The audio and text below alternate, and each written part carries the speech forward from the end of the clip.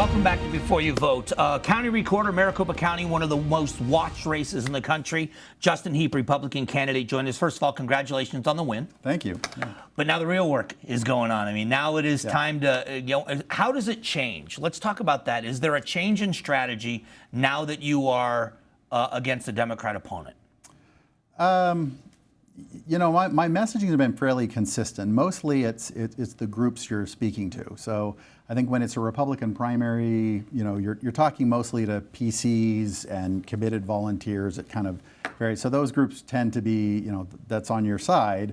It's much harder in the primary to try to reach out to more moderate voters or to independents. So you know, now that we're through the primary, but to win the primary, you need to win the majority of your party. So now that we're through that, now you know, it's really just a message of who we're talking to, what meetings we're taking. So of course we're reaching out to, you know, to more moderate Republicans who, you know, who might not necessarily associate everything with the grassroots, and to independents, and even to Democrats.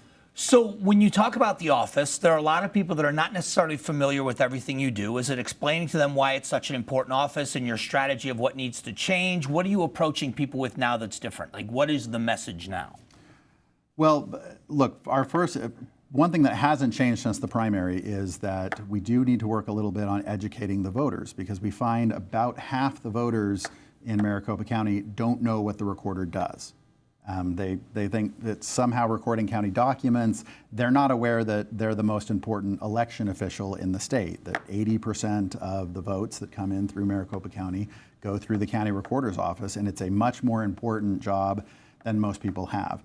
So, and it was, you know, getting out that message. Generally, we find that people are not happy with our election system. We've had, I think, at least 3 to 4 cycles now that have had huge systemic problems that are not being fixed. 2022 was one of the worst run elections in the country.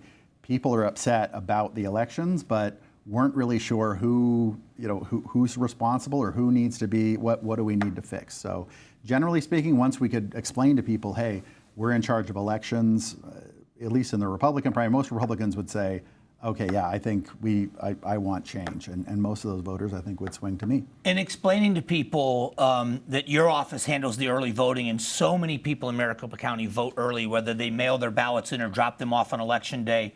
Are you talking to people about some of the specific things that need to change in that office with the early voting, or is that something you talk more about once you're in the office if you win the office?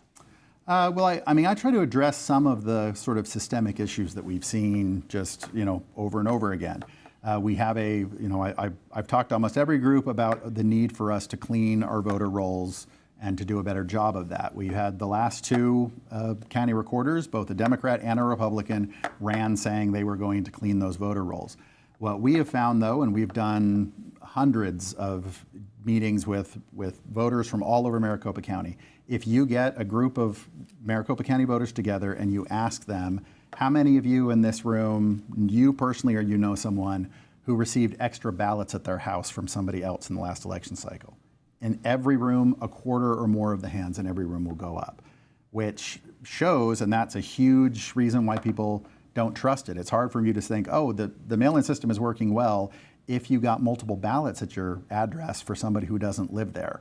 And we can't get that. So, I mean, that seems to be a clear systemic problem that we're seeing, and that's not a theory. That's me talking to voters and having talked to tens of thousands of voters who had this experience happen. This happened to me in 2022. I received ballots at my house, my address, and the name of someone who's never lived at my house.